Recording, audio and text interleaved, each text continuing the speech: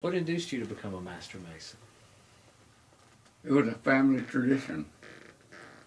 My father was a master mason, and my first knowledge of Freemasonry was his funeral when I was just past my 14th birthday. So, what attracted you to the fraternity? It ran in your family, but what did you see in the Masons that you knew that made you want to be a part of it? I was actually sponsored by three very prominent Masons in my hometown. They were my father's brothers. One was the minister of my church. He was a World War I veteran, like my father and my other members of my family. And he was master of the lodge when my father was buried. The other was the president of the bank. And the third guy was the director of the funeral home. And they sort of monitored me along the way through the last 3 years of high school, and they were instrumental in providing funds for me to borrow and go to college without interest. And I paid them back on time, and my sister borrowed the same amount of money 4 years later and did the same thing. So they were father images for me. And to protect them, I took out an insurance policy. And my two uncles were co-signers of my notes, so I made them the beneficiary. And I still have that policy. It's not worth a lot, but it's sentimental. And I've changed the beneficiary several times. That's great. What has Masonry meant to you? Well, almost all the events of my life, there have been something connected with Freemasonry in it. Even the gentleman that I worked for in the Marine Corps, it was not uncommon for me to have a boss who was a Freemason. And we didn't go to lodge together, but we recognized each other as being Freemasons. Sometimes it wasn't as pleasant as other times, but it was fun, and it helped me to understand life and how to live the right kind of principles. Tell me about your time in the military. You have been all over the world in the service. About instances where maybe you encountered a Mason out in the field. Do you have any particular stories about running into, encountering somebody and finding out that they were a brother Mason, and what kind of relationship ensued from that? No, I don't really know of any story like came out of the Civil War where Masons on both sides communicated with each other. I didn't have any instances like that. Of course, the enemies that I fought against in 3 wars were not inclined to be that sort of fraternal arrangement. The Japanese, although after World War II I had lots of experience with Japanese senior officers, nevertheless, I don't know any who were Masons, yet they have Masonic lodges in Japan now, and they had Masonic lodges in China. One of my seniors at one time was a colonel at the end of World War II, who was fortunate enough to find the jewels of the Grand Lodge in China and return them to the proper place. But other than that, I don't know any stories like that. Was there a time when you discovered someone you were fighting beside or in a unit with, serving alongside, when you found that person was a Mason? Thinking about maybe discovering that instant bond that you can sometimes discover far away from home. All of them that I was associated with, I knew ahead of time and did not meet on the field of battle. It just didn't happen that way. I'd be interested in hearing about any memorable North Carolina Freemasons that you have known and anecdotes about them. Who in North Carolina has impressed you, or who has had an impact on your life that you could tell us about?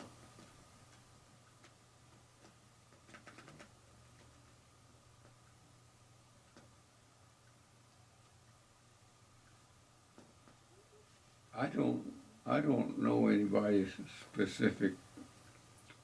I had the good fortune of traveling early with the Grand Masters to the Conference of Grand Masters of North America and having good relationship with them when I was the Sovereign Grand Inspector General.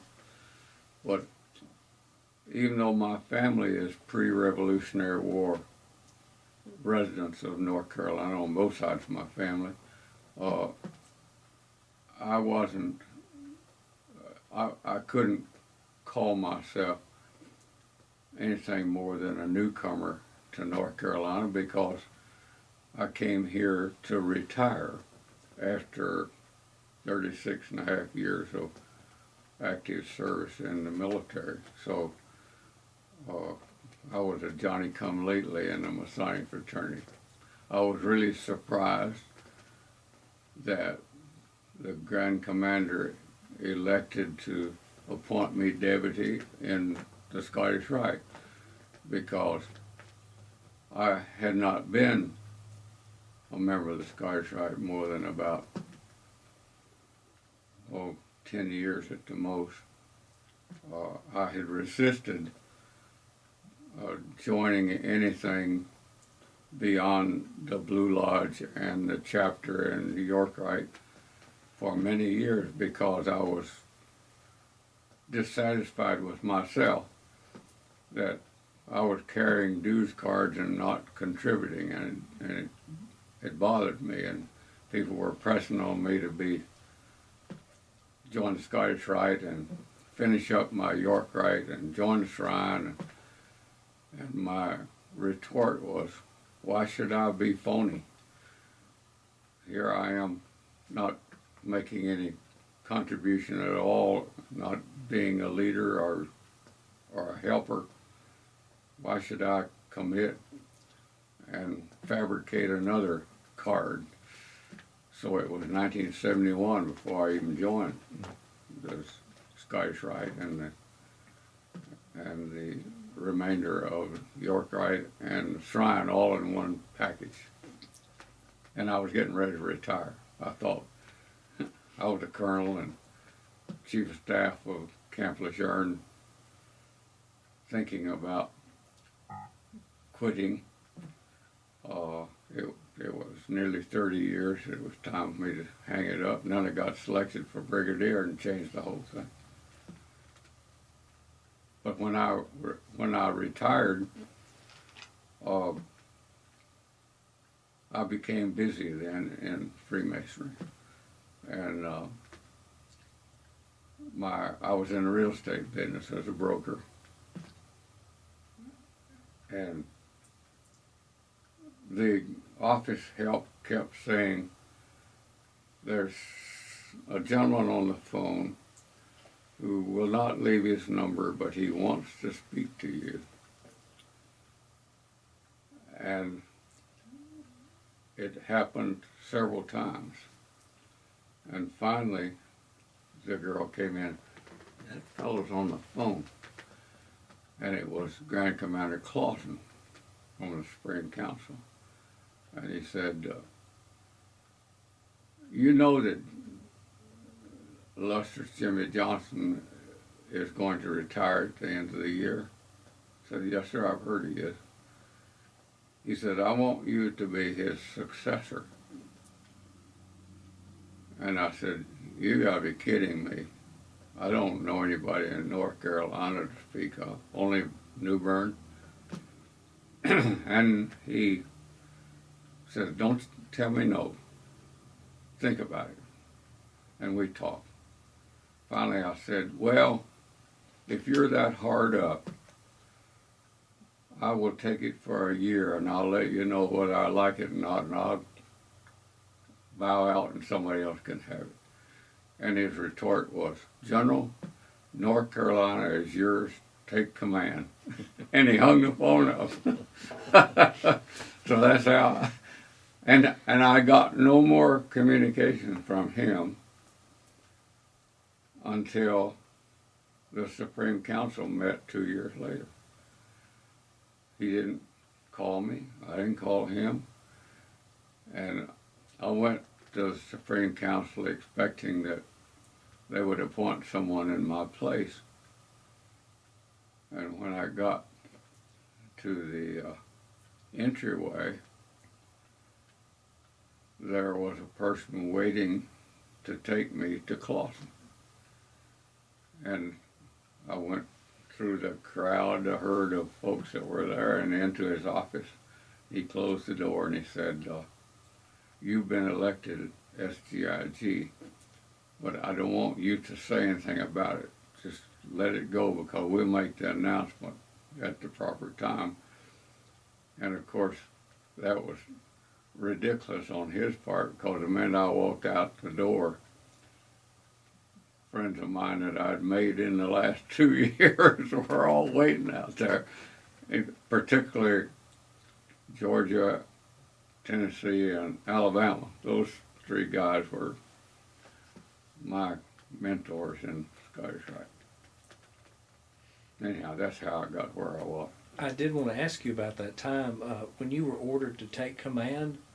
What did you do? I called Jimmy Johnson, who was the outgoing. He'd been 18 years to SGIG. And I called him, I said, Jimmy,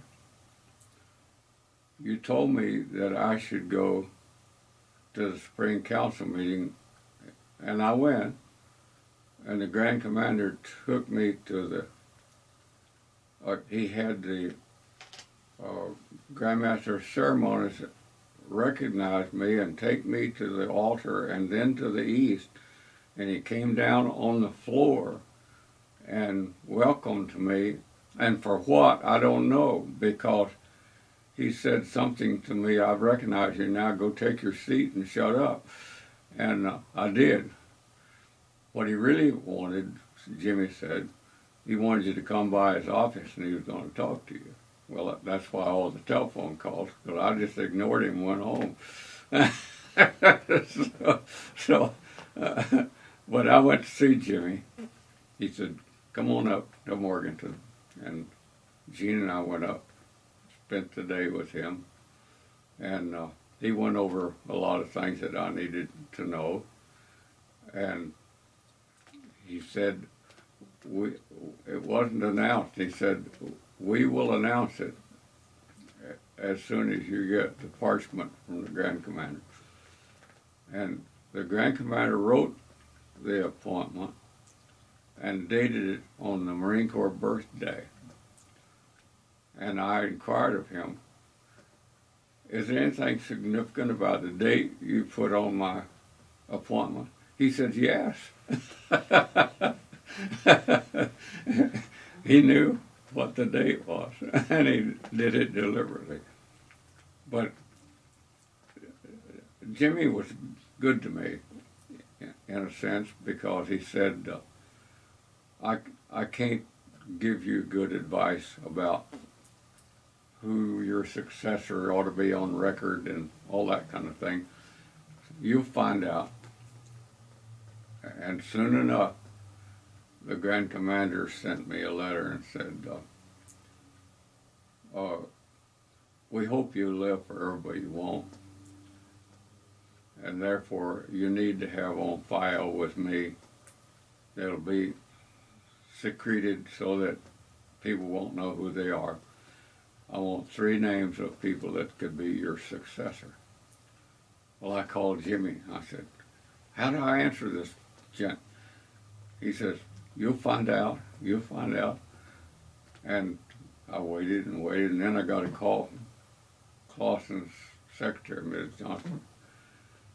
And Grand Commander's waiting for your letter designating the people that ought to be on the list for yours to replace you in case you have an accident or something.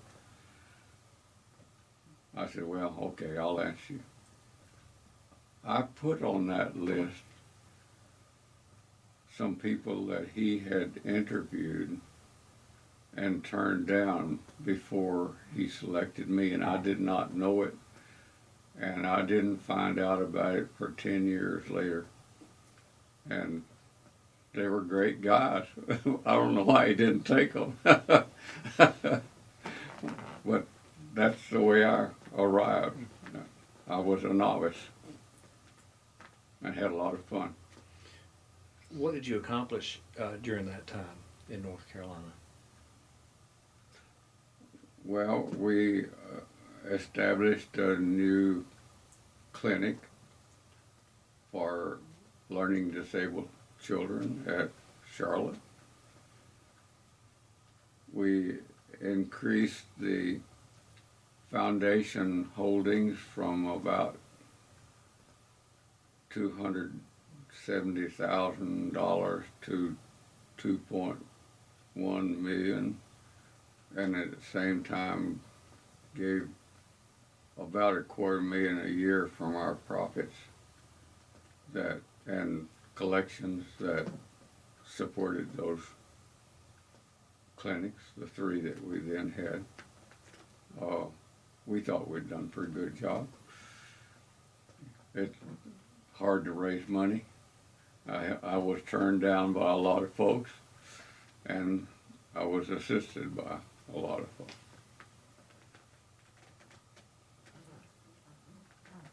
I guess that's about all. During the time that I was the SGIG, for Clausen, I did a survey of the Masonic population in North Carolina that indicated how they came to be involved, and I did a paper for him that he published in the Scottish Rite Journal, and it forecast that the membership was going to make a turn down, and I think he appreciated it well enough to publish it anyway. The turn down in membership started about 1985, I guess, or 87, somewhere along there. And it started in the Grand Lodge as well. It was a relative movement. And it's gone, I guess, nearly half now. And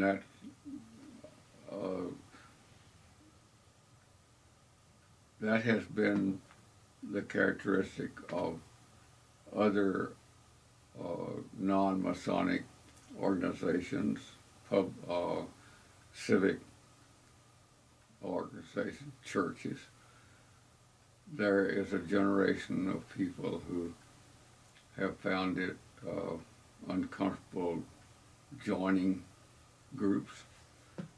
I don't know what makes the difference.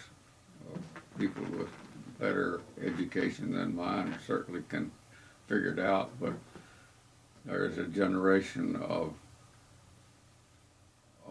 people that followed along behind me that didn't see fit to join groups that had good objectives. They went on their own. They did join the negative side, a lot of them, and revolted and that sort of thing. But the good side suffered. When you did the paper, did you have any prescriptions or solutions in there for the membership decline? You know, I don't remember. It's been a long time. Or do you now have ideas about that? I think the best thing we can do is public service. We don't advertise ourselves well enough by our good works, not by our TV ads. People don't know where the Masonic lodges are anymore, like they once did, and it's part of the growth in population.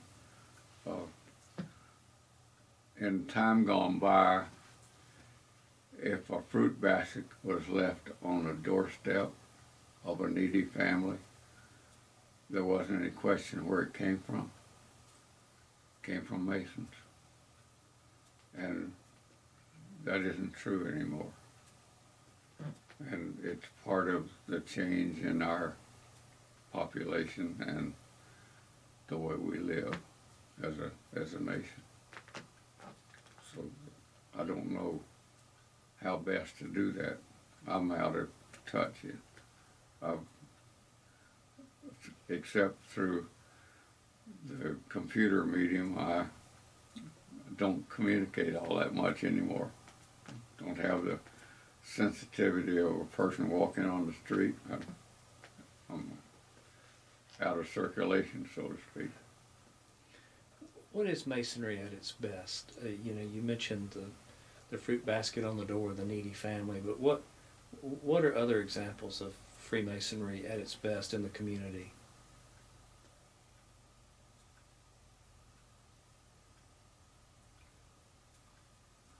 I think the ideal way that Freemasonry influenced in the past was the leadership of the several different institutions of the community were also Freemasons. And that isn't true anymore. For a long, long time now, people in high places have avoided being associated with Freemasonry.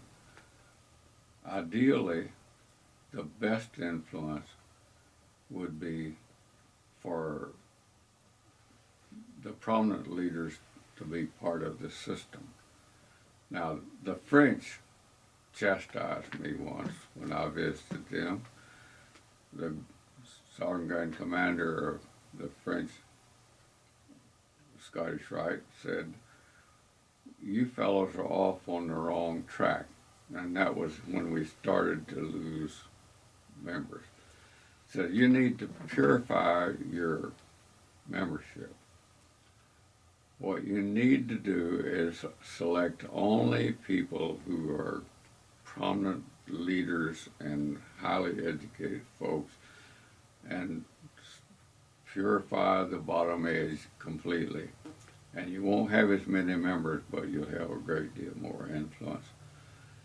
And I said to him, "What about charity?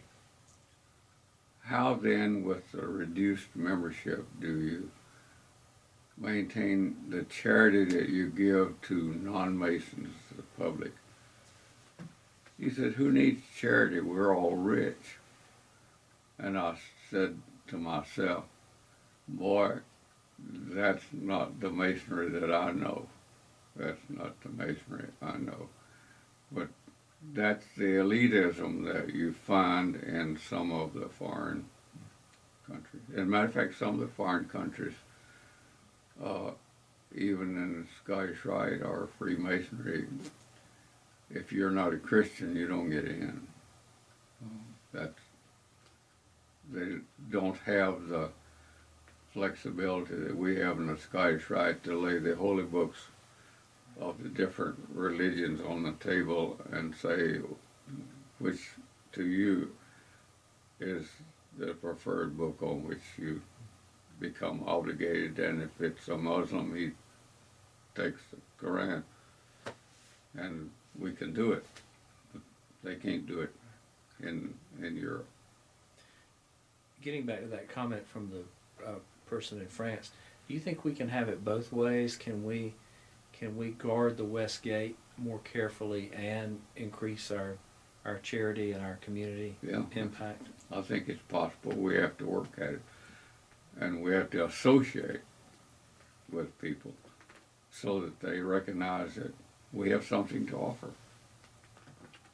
That's my view. What would you say to a young man who came to you, who's curious about Masonry, doesn't really know much about it, but is curious and considering joining? How would you describe Masonry to him? What would you tell him? It's a fraternity of men who really want to help each other and to help society. And it isn't a religion. It's a group of fellows who are willing to commit to each other to do better, live better, and help the community live better. If you're interested in that sort of activity, be our guest.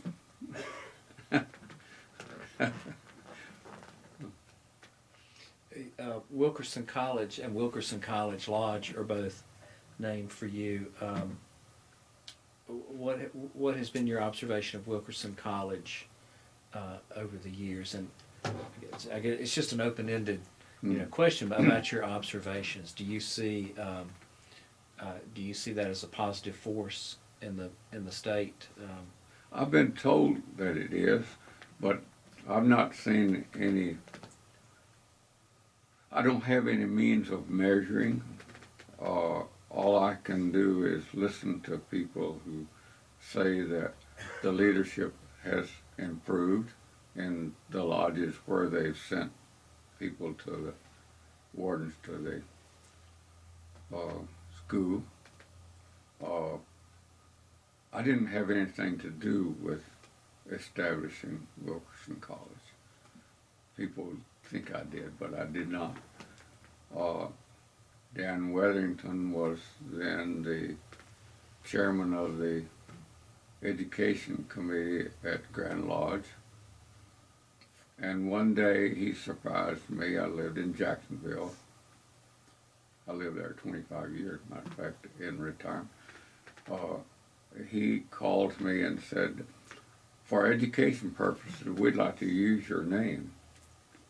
And I said, what are you going to do with it? And he said, it will not be disparaging or degrading. We want to use it for education purposes with your permission. And I said, oh, all right, whatever you say. It's all right with me.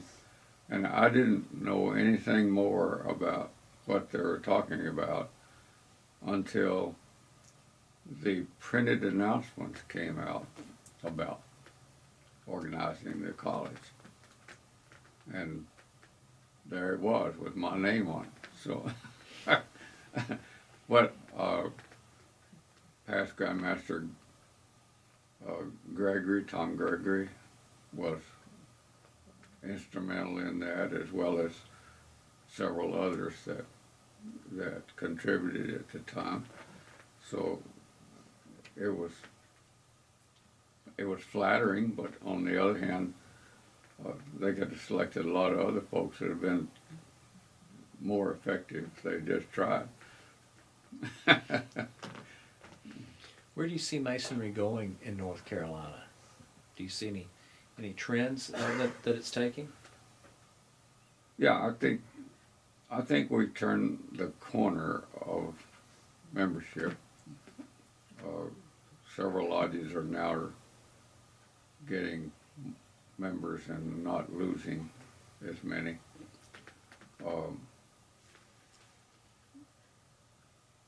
In the long run, this is a sine curve, and it's done that for a century, and it'll come back, and it'll grow. Uh, when people feel the urge to have companions that are obligated to help each other, it'll come back. At one time, Scottish Rite, which I know better, there's a record that about 1900, the Grand Commander at a meeting said that he believed that Scottish Rite in North Carolina was dead. They had, I don't know, maybe less than 1,000 members thereabouts. Maybe 1,900, I've forgotten the exact number, but it was infinitesimal. And he was really disgusted with the circumstance.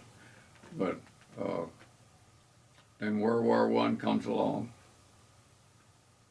After the war, people who go and fight side by side form fellowships that when they come home they're looking for something else to replace that. And after each one of the wars they've done that. Except that the last few wars we have not won them. And there's been public criticism to be less verbal than I ought to be, but the criticism of the wars themselves have destroyed some of the fellowship that men feel. And we haven't had the surge after the conflicts that we've had before. After the Korean War, it was not quite so bad, but we lost the Korean War, we lost the Vietnamese War, we've lost all the others. My son, when he was a student at the National War College, wrote a thesis on the subject. We know how to start wars, but we don't seem to know how to finish them. And they were never allowed to publish it. He went to work for the chairman of the Joint Chiefs of Staff, who had been one of the people he interviewed to do the work. And Admiral Crowell said, we can't publish that, we'll set that aside. But it is hard to know how to end a war if you don't have a true objective. What's your advice to leaders today of Masonic lodges and the Grand Lodge? What's your best advice to a young leader who's just coming in, say, to the east or into one of the warden's chairs? Make an attempt to have your programs so that the public feels it, so that you're identified in the community where you convene with things that are going on in the community. Don't just go to a meeting and sit in the back of the room. Go be the leader. Go help with whatever philanthropy is going on in the community. Be a part of it, and don't lock your door to the general public. I think that's where we're missing it, is the public doesn't really know who we are and what we do. Be visible, be active. Be visible, be active. Take a long time. It won't happen overnight because we've degraded very badly from that. Everybody in the community knew where the Masonic Lodge was and what they did many, many years ago. If you ask a person on the street, where's the Masonic Lodge? Oh, it's down the street. But not anymore. And in Europe, France particularly, there is no sign on the street. You have to know the address of the lodge, and it's obscure. And that says something about what the Grand Commander said to me. They're not part of the community. And a matter of fact, right now they're having a hard time. They're having a hard time surviving in France.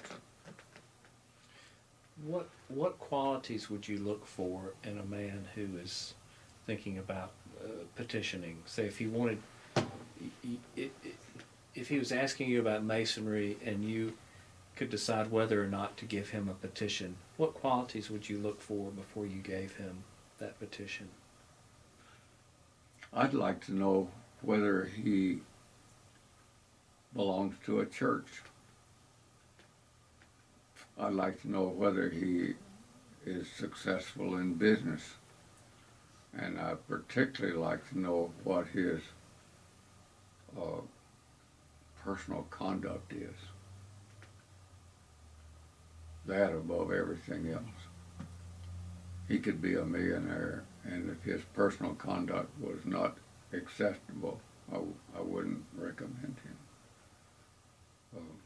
How does he live his life? What kind of family does he have? We don't dig deeply enough, oftentimes. Guess who does? Prince Hall. They work at it. I've been told that sometimes the petition lays 3 years before they decide what they're going to do. Particularly Alpha Lodge, which was a regular black lodge in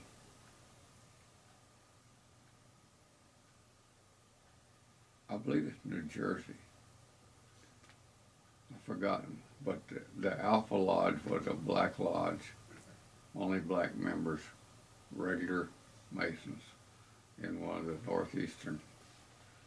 And I had a man visit my lodge in Jacksonville one time, a white man, who had visited Alpha Lodge. And he said to us, I invited him to speak, and he said, anybody ever visit Alpha Lodge? Nobody had. He said, you do good work, but you have never seen work like Alpha Lodge does. And they screen the people that want to be a member better than any place I've ever been. He was really praising them. And of course he's talking to a bunch of white guys at the same time, that in a time frame where recognition of Prince Hall was sort of down, and it was important in my lodge in Jacksonville that we know how to process Prince Hall or a black regular Mason, because in the military there are a lot of folks who were black who belonged to regular lodges that were recognized in our book, and it was absolutely necessary that we know how to process this. Tyler had to know how to process that, otherwise you get in a real jam. And the threat always was, and I kept reminding them about the threat. If a black Freemason comes to your door and your session is already going and nobody has ever seen him before and he has a dues card that is from a lodge that's listed in your book as being recognized by the Grand Lodge of North Carolina, you've got to examine that man, and if he knows the catechism, you've got to let him in. And the reason is, if you don't let him in, he can bring a suit against you for racial prejudice. Even in the 80s, you could have done it and really destroy. And the judge will turn around and say, well, since Central Dallas Lodge is a member of North Carolina Grand Lodge, then the North Carolina Grand Lodge is a racist organization and put it on us. So you've got to recognize that you have to divide these two things. Nowadays, it's not a problem. It's much easier now. It's easier now. And they don't come anyhow, do they? No, they don't. Not much. I went to Charlotte. Rick Moore asked me to come to Charlotte and say what I'm saying. He assembled, I guess, nearly a couple hundred folks in that big lodge room there at the temple, and this was a long, long time ago when we were faced with the problem at Central Dallas, and he heard about it and he wanted me to come tell those folks over there, and I did. And during the course of my presentation, one guy stood up, said, wait a minute, my lodge is in session tonight and they're waiting for me to return to tell them what you said.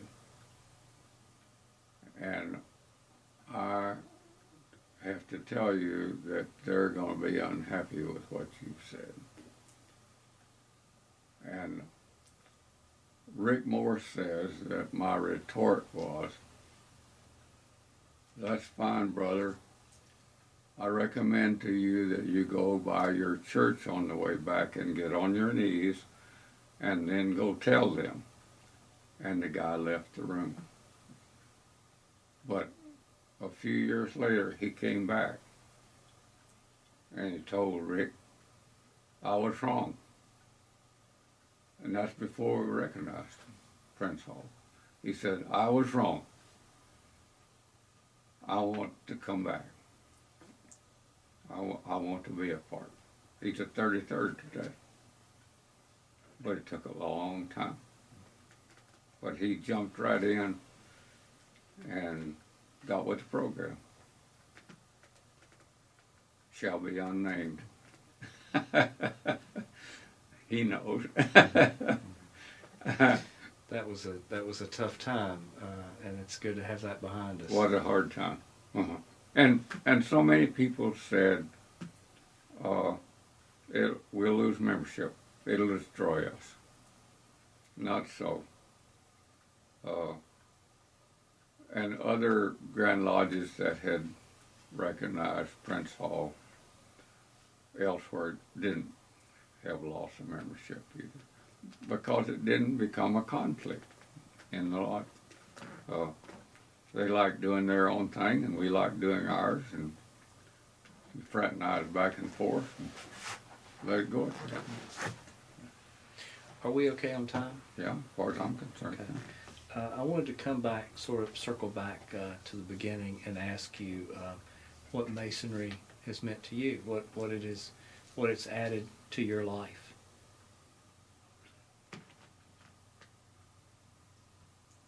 I guess that I could safely say that other than my religious commitment it's been the center of my life. Just easy as that. Everywhere I have been for eons, Freemasonry has introduced me to the society wherever I was. I've been generously treated without asking for it. Or you go to lodge in Taiwan, or you go to lodge in Okinawa or Australia, or wherever, they greet you, and you're a person. You're not just a visitor. You're one of them, and that's been good for me because of my travels. I had to wait until I was retired to go through the chairs. I was I've forgotten, I guess, a steward in a lodge on Guam in 1949, but they rotated the officers every 6 months because of the way it wasn't significant. But I got a taste of it, and after the Korean War, I went to the staff in Washington when I worked for General Shepard. You looked at his picture up there. We had a degree team in full dress uniform that the Grand Lodge of Virginia decreed that we could give the third degree to any active duty military person that requested us, and the master wanted us to come to perform the third degree. We could do it. Well, in some ways that was a handicap for me, because when I came to North Carolina and started going through the chairs, I discovered that the ritual was a bit different. And in the ritual in Virginia, I discovered that it was different from when I coached in San Francisco, because the West Coast ritual was different from Virginia, but it was the same as Hawaii. The Grand Lodge of California ritual dominated Idaho and several of the other western states and Hawaii, so they're all the same. Made it pretty easy to coach, but when you come to Virginia and then to North Carolina, I put in a lot of words that ought not to have been there. Well, as a member of my lodge says, if you get stuck or don't know what comes next, just say something Masonic. That's right. Were you made a Mason in Idaho? Yeah.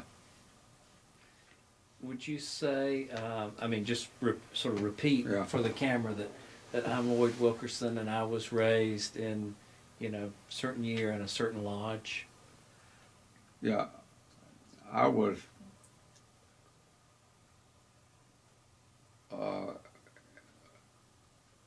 entered apprentice and fellowcraft were given to me by Keystone Lodge number 81 in Pocatello, Idaho, and I've forgotten the name of the other lodge. The two lodges gave me those 2 degrees in the same night, and then Keystone 81 gave me the 3rd degree a week later. That was under dispensation from the Grand Master of Idaho, so that I could get all 3 degrees and memorize and recite all 3 catechisms in 30-day leave. And it wasn't easy. But my coach said, if you get the first degree correct, the others will be easy. And he was right. He was a good guy. That was 1946. I got the Master Mason's degree on the 15th of March, 1946. What's that, 69 years ago next month, right? Mm-hmm. That's right. What is your advice to a man who's become a Mason? He's in the Blue Lodge, and he's considering Scottish Rite, York Rite, Shrine. Considering further involvement, going this way or that. What's your advice to him as he's making those decisions? I think he ought to do one at a time, and he ought to consider who the local people are who lead each of those bodies, so that he can associate with them and become fraternally involved with them, and not just do it for the sake of learning alone. The York Rite is so much older and more deeply involved in Masonic tradition than Scottish Rite is. But Scottish Rite is less restrictive on religion, and he ought to recognize the difference in our country. It isn't true in other countries, but it is in ours. Eventually, I would recommend that he do both. And the shrine is his election. You can cut out what I'm going to say now. My coach in Idaho, the RKO news guy, Bill Musselman, I asked him the question that you've asked me. Do you belong to the Scottish Rite? He said, yes. You belong to the York Rite? Yes. You belong to the Shrine? No. Why don't you belong to the Shrine? He said, why should I spend my life keeping myself in due bounds toward all mankind and join the Shrine and go to hell? And I said, what do you mean? He says, it's degenerate. And then I went to San Francisco for duty. I left Jean, her little baby, at home, and for a little bit I was living in a hotel downtown San Francisco. Imperial Shrine held the first shrine meeting I ever saw on the streets, and I'm looking out the window of Mock Dillon. And these guys were stealing the policemen's motorcycles. They were drunk and laying in the street, and it was awful. And I wrote a note to Bill, and I said, hey, I understand what you're talking about. But they cleaned their act up, and that was good. And I think they're relatively cleaned it up now, too. I never hear any bad things about them anymore. I don't go, but I belong to all three of the shrine orients, I guess, or whatever. Yeah. The honorary two of them, and the others member of Sudan. Is there any topic on Masonry that you'd like to address that we haven't touched on?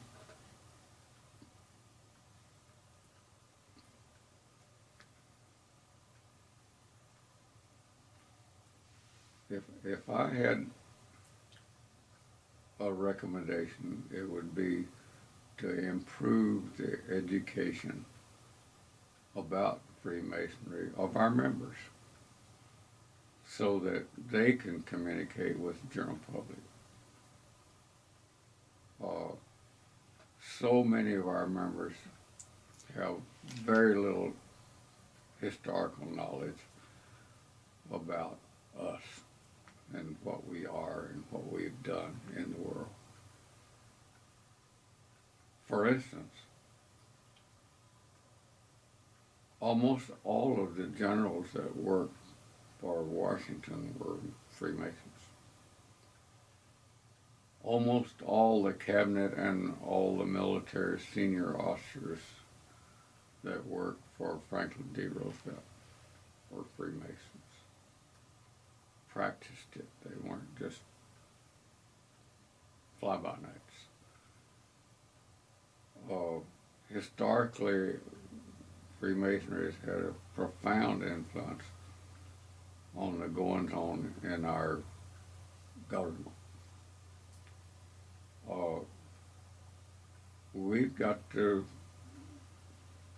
produce some people who can regenerate that so that leaders aren't dodging. We had one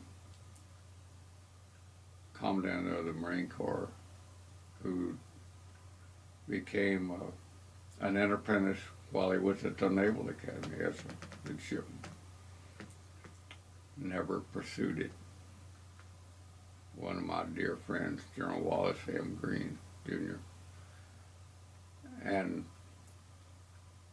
he went ahead and became a 4-star and retired and still hadn't done anything.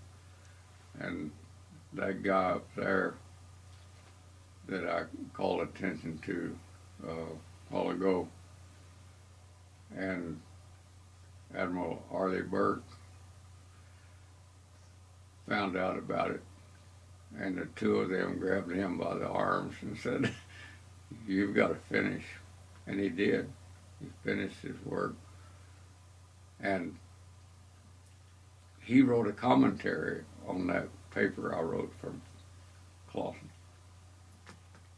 We submitted it to him and let him make a commentary, and it was a good one. He quite a guy.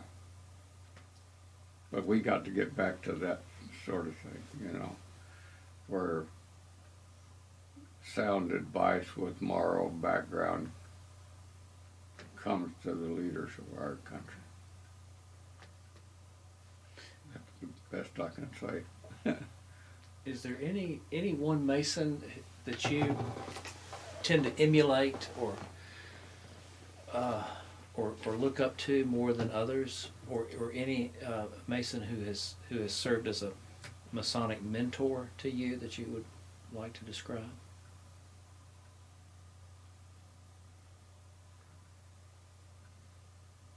I guess General Shepard, the Commandant of the Marine Corps that you see up there, would come near fitting that bill in the military.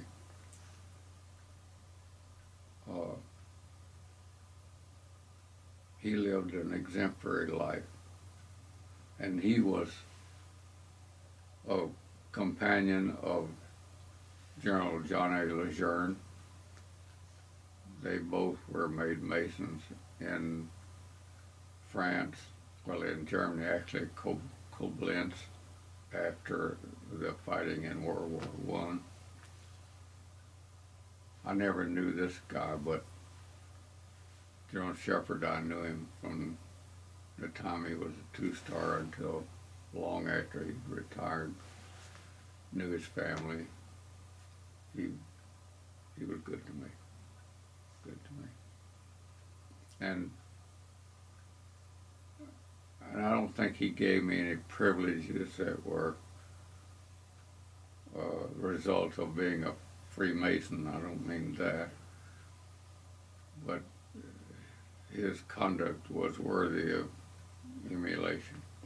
And the things that he accomplished and did while I was associated with him made me feel good. If you know that a man is a Mason, what do you what do you expect of him, or what do you assume is true of him? First, high morale, high morality. You can't be a good Mason and live a terribly ugly life. If you are a Mason and living that kind of life, you're denying your obligation. Well, that's the first thing I look for. And then, what can you accomplish in your home environment? How do you manage your personal affairs? What contribution do you make to society? That's a good measure. We all fall short, don't we? It's a journey. You wonder what could I have done better, and it's hard to admit it sometimes. What you could have done that would have been a better solution than the ones you gave. Is there anything else that you want to touch on? No, I've lived a happy life. Everything hasn't been roses, but overall, I've enjoyed my journey. And being a Freemason was a major part of that, and being an Episcopalian was the other part. Spent lots of time at the altar, being a chalice bearer and a lay reader after I was retired. But my church and family and Freemasonry are my life. Best I could say. That's a great statement. Guys, Sean, is it just us? Just us. Okay. Did you hear anything that we should follow up on, or did you have any questions you would have? No, I don't guess so. All right. Okay. General, thank you. Thank you. This is That was great. quite a time.